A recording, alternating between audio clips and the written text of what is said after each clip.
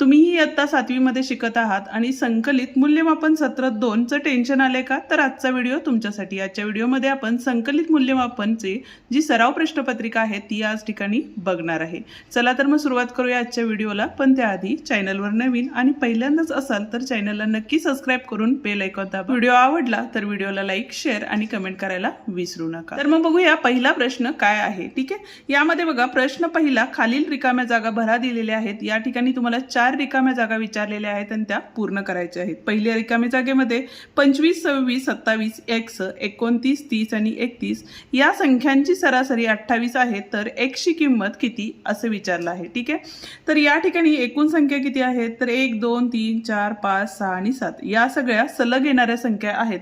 त्यामुळे इथली जी येणारी संख्या आहे x ची किंमत ही किती असणार आहे 28 असणार आहे। या ठिकाणी बघा 51 चा वर्ग वजा 41 चा वर्ग या वर्ग संख्यांची वजाबाकी, म्हणजेच या ठिकाणी तुम्हाला काय करू शकता बघा तुम्ही, तर a वर्ग वजा b वर्ग, म्हणजेच काय करू शकता a अधिक b आणि a वजा b, म्हणजेच 51 वजा 41 असं करून सोडवला तरीही चालेल, किंवा 51 चा वर्ग वजा 41 चा वर्ग करून सोडवला तरीही चालू शकतो। डॅश खाते मुख्यतः व्यापाऱ्यांसाठी व रोज पैशांचे व्यवहार करण्यासाठी असते। कोणते खाते असते तर चालू खाते असते, म्हणून इथे येणार आहे चालू। चौथा प्रश्न, मुद्दल प्लस व्याज बरोबर किती असतं तर रास, म्हणजेच आपण त्याला रक्कम असंही म्हणतो, म्हणजे याचं उत्तर रक्कम हे असणार आहे। ठीक आहे, प्रश्न एकच आहे, त्यातलं ब आहे, खालील वर्तुळातील त्रिज्या, जीवा व व्यास लिहा।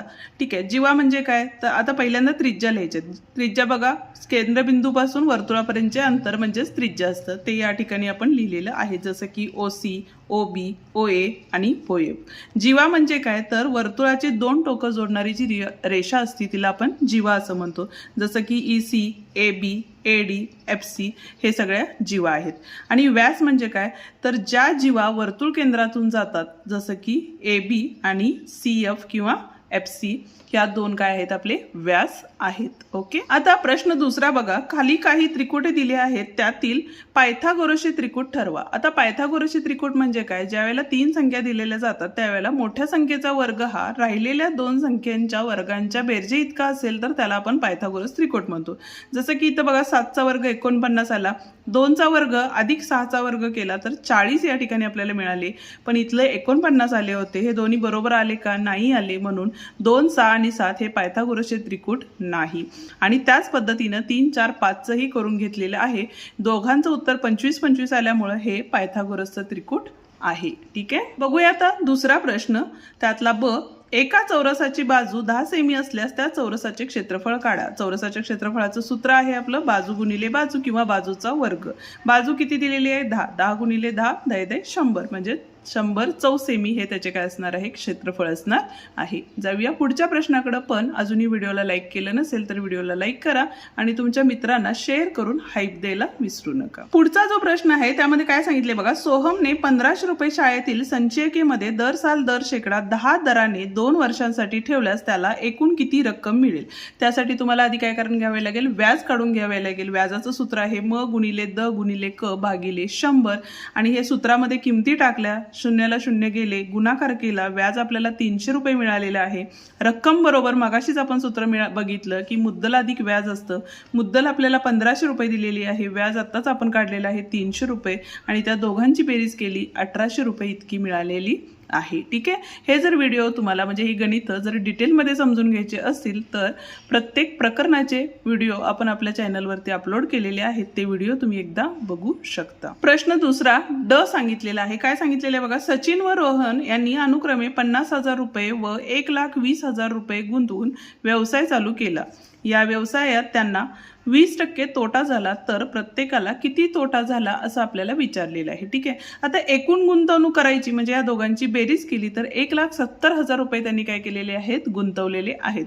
तोटा किती झालेला आहे तर 1,70,000ला 20% तोटा झालेला आहे, त्यामुळे शून्याला ह्या शून्य गेल्या, राहिले किती बघा 17 दोन्ही 34 आणि 1 2 आणि 3 शून्य, म्हणजे तोटा एकूण किती झालेला आहे आपला 34,000 इतका तोटा झालेला आहे। गुंतवणुकीचे गुणोत्तर म्हणजेच काय बघा तर 50,000 भागिले 1,20,000 केले तर या ठिकाणी ह्या 4 शून्याने ह्या 4 शून्य केल्या म्हणजे राहिले काय तर 5 12 इतके गुणोत्तर राहिलेले आहे. ठीक आहे, त्या गुणोत्तरांचा विचार केला तर या ठिकाणी बघा 5x अधिक 12 घेतले, 12x घेतले आणि तोटा किती झालेला आहे 34,000 आहे.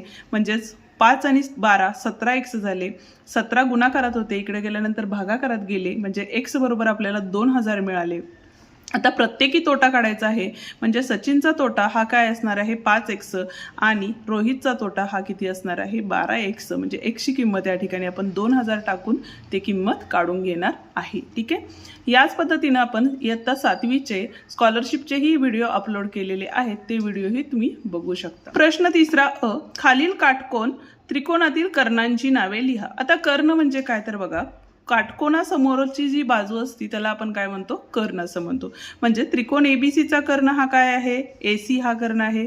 कोण एलच्या समोरची बाजू काय आहे यमन आहे, म्हणून कर्ण काय असणार आहे यमन असणार आहे. आणि या आकृतीमध्ये कर्ण हा काय असणार आहे एक्झेड असणार आहे. प्रश्न तिसरा ब, खालील सारणी पूर्ण करा. आता या ठिकाणी त्रिज्या दिली आहे, त्रिज्या व्यास आणि परिघ बरोबर आहे. व्यास हा काय असतो तर त्रिज्येच्या डबल असतो, म्हणजे डी बरोबर 2r हे सूत्र वापरायचं आहे तुम्हाला. परिघ सी बरोबर तुम्ही एकतर पाय गुणिले डी किंवा 2 पाय आर हे सूत्र वापरायचं आहे आणि त्यावरून किमती काढायच्या आहेत. त्यावरून किमती काढून ही सारणी आपण या ठिकाणी भरलेली आहे. ठीक आहे, व्हिडिओ डिटेलमध्ये आपल्या चॅनलवरती आहेत, ते तुम्ही बघू शकता. प्रश्न चौथा खालील आकृत्या पहा व x ची किंमत काढा. आकृत्यांचा विचार केला तर काटकोन त्रिकोणाच्या आकृत्या आहेत आणि काटकोन त्रिकोण असल्यामुळे या ठिकाणी आपण पायथागोरसचा प्रमेय वापरणार आहे. पायथागोरसचा प्रमेय म्हणजे काय तर कर्णाचा वर्ग बरोबर राहिलेल्या दोन बाजूंच्या वर्गांची बेरीज असते. त्यावरूनच आपण या ठिकाणी x ची किंमत काढलेली आहे. त्याच पद्धतीनं या x ची किंमत काय येईल ते तुम्ही मला कमेंट करून नक्की सांगा. बघूया चौथा प्रश्न. आता या ठिकाणी बघा चौथ्या प्रश्नामध्ये काय सांगितलेलं आहे तर वर्तुळातील लघु कंस, विशाल कंस, अर्धवर्तुळ कंस यांची नावे लिहा. लघु कंस कोणकोणते आहेत बघा, लघु कंस कंस YB, BX आहे, AX आहे, AY आहे. म्हणून या ठिकाणी आपण असंही लिहू शकता बघा, माप कंस काय असणार आहे YB. या पद्धतीनेही तुम्ही लिहू शकता. विशाल कंस म्हणजे काय तर मोठे कंस ज्यामध्ये केंद्रबिंदू येतो, जसं की इथं बघा AXY किंवा XAY किंवा मग BXY हा सुद्धा कंस असू शकतो. ठीक आहे, आणि नंतरचा आहे आपला अर्धवर्तुळ कंस. त्यामध्ये काय असणार आहे तर वर्तुळाच्या केंद्रबिंदूतून जीवा जाती, त्यामुळे 2 कंस भाग होतात. त्या दोन्ही कंसांना आपण काय म्हणतो अर्धवर्तुळ कंस म्हणतो. की पहिला आहे आपला AYB आणि दुसरा आहे AXB. हे 2 वर्तुळ कंस या ठिकाणी आहेत. ठीक, बघूया आता पुढचा प्रश्न. पण त्याआधी अजूनही व्हिडिओला लाईक केलं नसेल तर व्हिडिओला लाईक करा आणि तुमच्या मित्रांना शेअर करून हाईप द्यायला विसरू नका. प्रश्न 5वा एका शहरामध्ये एका आठवड्यात पडलेला पाऊस मिमीमध्ये दिला आहे, त्यावरून आठवड्याची पावसाची सरासरी काढा. या वेळेला आपण काय करतो, जेवढ्या दिलेल्या आहेत संख्या त्यांची सगळ्यांची बेरीज करतो. आता आठवड्यात वार किती असतात तर 7, मग बेरीज करून त्याला 7नी भागले तर किती मिळाले आपल्याला 13 मिलीमीटर इतका पाऊस त्या आठवड्यामध्ये सरासरी पडलेला आहे. प्रश्न 5ब, एका घनाची बाजू 8 सेमी आहे तर त्या घनाचे एकूण पृष्ठफळ किती. घनाचे पृष्ठफळ किती असते एकूण तर 6a वर्ग. a म्हणजेच बाजूंचा वर्ग. बाजू काय दिलेली आहे 8, म्हणून 8 गुणिले 8, 8 8 64 गुणिले 6 केले तर इथं किती मिळतात आपल्याला 384 इतकं मिळेल. प्रश्न 5क, 7 किलोग्रॅम कांदे 210 रुपयांना तर 13 किलोग्रॅम कांदे किती रुपयांना मिळतील. त्यासाठी आपण या पद्धतीचं गुणोत्तर तयार करू शकतो. ठीक आहे, आणि गुणोत्तराचे व्हिडिओही आपण म्हणजे स्कॉलरशिपचे सगळ्या प्रकारचे व्हिडिओ आपण आपल्या चॅनलवरती अपलोड केलेले आहेत. त्याच पद्धतीनं रेग्युलर पुस्तकातीलही सराव संचांचे व्हिडिओही अपलोड केलेले आहेत, ते तुम्ही बघू शकता.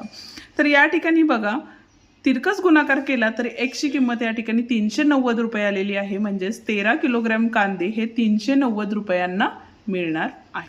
प्रश्न 6 काय सांगितलेलं आहे बघा, 3 गुणांसाठी विचारलेला प्रश्न आहे. लांबी 1.5 मीटर, रुंदी 1.2 मीटर, उंची 1.3 मीटर अशी मापे असलेली पत्र्याची इष्टिकाचिती आकाराची बंद पेटी तयार करायची असल्यास त्यास किती पत्रा लागेल असं आपल्याला विचारलेलं आहे. ठीक आहे, लागणारा पत्रा इष्टिकाचितीचे पृष्ठफळ असंही म्हणू शकतो. सूत्र आहे आपलं 2 कंसात लांबी गुणिले रुंदी अधिक रुंदी गुणिले उंची अधिक लांबी गुणिले उंची. ठीक आहे, यामध्ये या सगळ्या किमती टाकलेल्या आहेत.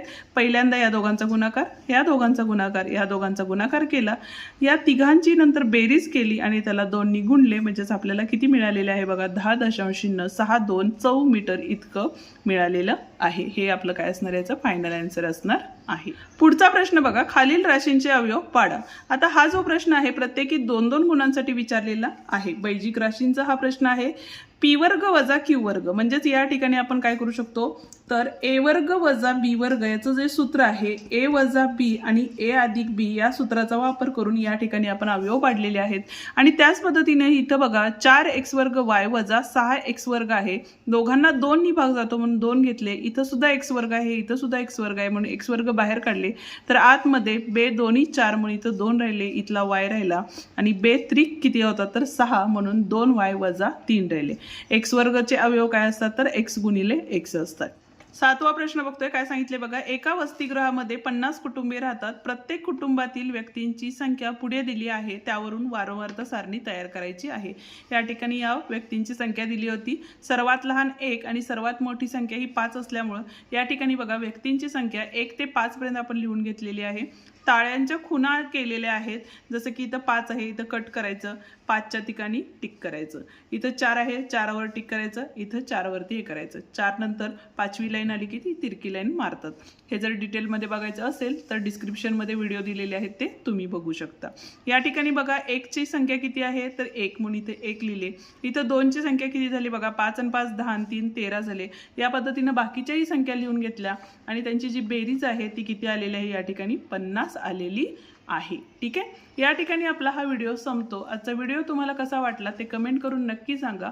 व्हिडिओ जर आवडला तर व्हिडिओला लाईक, शेअर आणि कमेंट करायला विसरू नका. आणि त्याच पद्धतीनं चॅनलवर नवीन आणि पहिल्यांदाच असाल तर चॅनलला नक्की सबस्क्राईब करून बेल आयकॉन दाबा. धन्यवाद.